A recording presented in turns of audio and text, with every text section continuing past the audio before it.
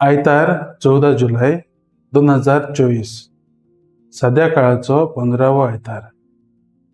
मुखेल वड जायत्यांक तेल लावून पेकोवणी दिली।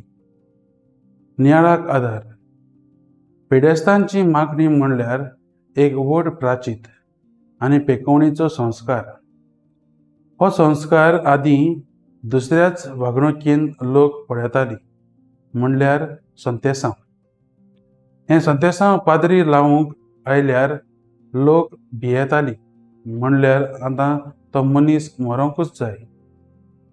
काळा काळार हें मन आतां बदल्लां। आतां हो संस्कार लोक एकचाराच्या नदरेन पळयतात। पिडेस्तांची मागणी हो संस्कार लावून पाद्री येता तेन्ना सगळो लोक शेजाराचो एकठांय जावन त्या पिडेस्ता खातीर याज्ञिका सांगाता भावार्थान मागतात आनी खरेंच पिडेस्ताक पेकोवणी फावो जाता।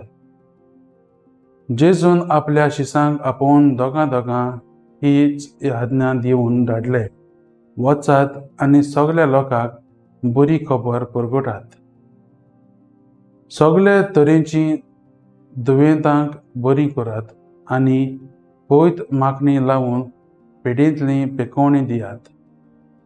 खरेंच आयज पवित्र सभेन जायते याज्ञेक आपले ध्यान मन घालून हो संस्कार समोरमतात।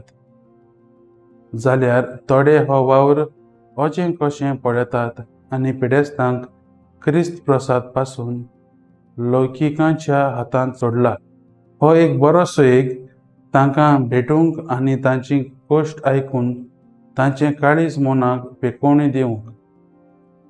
थोडे हॉस्पिटलान आपयल्यार पासून आपूण बिजी म्हूण सांगतात, जाल्यार थोडे हॉस्पिटलान आपयल्यार पासून आपूण बिजी म्हूण सांगतात, जाल्यार थोडे रोखडेच तें आपलें ज्युरिस्डिक्शन न्हय म्हणटात।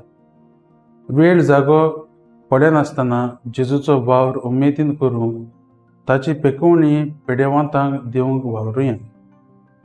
म्हजो थाराव पिडेवंतांक भेट दिवन तांकां काळजा मनाची पेकोवणी दिवंक सदांच हांव वावुरतलों।